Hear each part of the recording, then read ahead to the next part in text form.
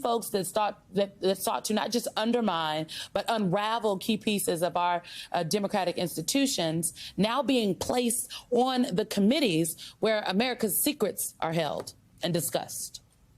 Yeah, Simone, this is a stark contrast, what we're seeing right now with what we're seeing happen on Capitol Hill with the intelligence community, because we've got a president here who understands what it means to have allies who have your back, who you share intelligence with, but more importantly, who you share common values with. Contrast that with a candidate right now who is ordering the Speaker of the House to put on the key committee from where I sit, the House Intelligence Committee, loyalists not to freedom, democracy, and allied relations, but rather to him. And so I'm here to tell you that these two appointees to the Intelligence Committee, Ronny Jackson, Scott Perry, would not qualify for a clearance required to wax the floors at FBI headquarters. They don't even go through a background investigation because they're elected officials, but now they will have access to the most highly classified intelligence in the intel community. As Assistant Director and Head of Counterintel at the FBI, I frequently brief the House Intelligence Committee, and I didn't see Republicans or Democrats on that committee. I saw Americans who, when they were exposed to the threat and risk in the form of classified, simply wanted to help fight the threat. That's gone.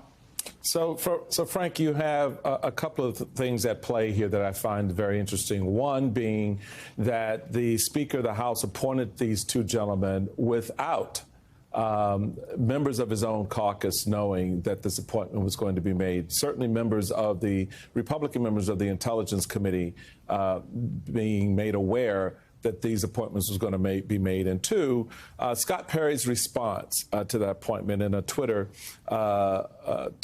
that he put up. I look forward to providing not only a fresh perspective, but conducting actual oversight, not blind obedience to some facets of our intel community that all too often abuse their powers, resources, and authority to spy on the American people. Well, I just want to say first up, Congressman, that's a load of crock.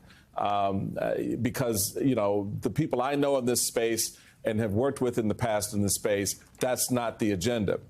Frank, you just made the point that you've gone before this committee.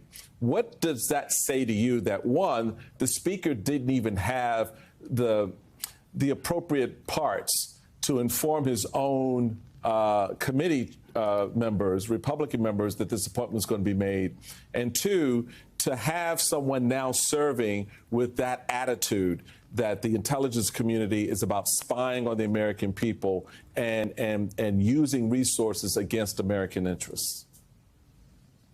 So I continue to bemoan the erosion, the death by 1,000 cuts of our institutions like CIA, FBI, Department of Justice, and the DNI, because they're turning the American people against the key institutions that actually protect the American people. So if you're secretly fulfilling an agenda of a candidate who's ordering you to appoint a couple of people to the Intel Committee, it begs the question, why? Why would you not put competent, qualified people on the Intelligence Committee? Because they have a secret agenda, and not so secret, as they've just said, they're not going to engage in healthy oversight, which I welcome, but rather they're going to erode the authority of those institutions. And by the way, for example, they also weigh in on budget. So if you think they can't have an impact, they can tell the FBI, you're not working this particular program. We don't want to hear about reporting on Russia. We don't want to hear about foreign connections to domestic terrorism. Stop reporting, stop working those items. Frank Figliuzzi, I often wonder what you were up to when you were not sitting here with us on national television. I sort of imagine that you were like in your basement tracking the dark web or listening to the police scanner, but it turns out you have instead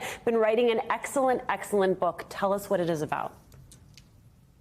Yeah, real quick, Long Haul: Hunting the Highway Serial Killers is the true crime account of the FBI's Highway Serial Killings Initiative. And even though I kind of prided myself on knowing all the corners of the FBI in my career, I did not know all the details of this program, which is 850 murders of women alongside our nation's highways, mostly sex-trafficked women over just the past few decades. 200 of those 850 cases are considered active and unsolved. involved. The FBI says there's 450 active suspects right now. Long-haul truckers who are phenomenal people and are contributing to our economy and are impressive family people are being tainted by the small fraction that are killing women alongside our nation's highways. The challenge here is they'll grab a victim in one jurisdiction, they'll rape or murder her in a second, and they'll dump the body in a third. So I got my investigator hat back on. I went out on the road. I rode over 2,000 miles in a big rig. I rode flatbed to get into 3 subcultures: long-haul trucking, sex trafficking victims, and the crime analysts who are connecting the dots to stop the killing. Absolutely incredible. Frank Figliuzzi, thank you so much. This is great. Incredible. His new book, it is called Long Haul, Hunting the Highway Serial Killers. It is on shelves now.